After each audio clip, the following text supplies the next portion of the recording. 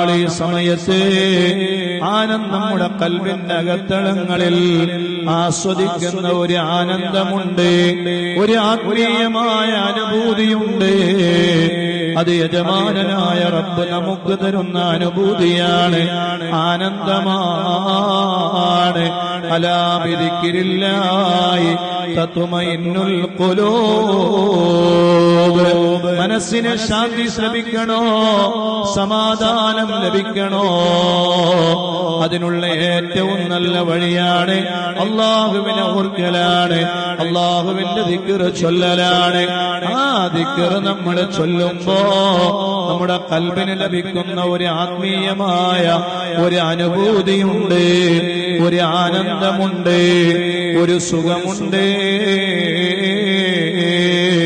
ആ സുഖം വേറെ ഭൗതികമായ ഒരു കാരണങ്ങളെ കൊണ്ടും നമുക്ക് ലഭിക്കുകയില്ല. ആത്മീയമായി നമ്മൾ ആസ്വദിക്കുന്ന ഒരു ആസ്വാദനം, അതേ ആത്മീയമായ ഒരു അനുഭൂതി. അല്ലാഹുവേ, ആ ദിക്റിലായി നിന്റെ ഓർമ്മയിലായി ഞങ്ങൾക്ക് ജീവിക്കാനും അവസാനം മരിക്കുന്ന സമയത്ത് നിന്റെ ഓർമ്മയിലായി ഈ ഭൗതികമായ ലോകത്ത് നിന്ന് വിട പറയാനും ഞങ്ങൾക്ക് തൗഫീഖ് നൽകണേ അല്ലാഹ്.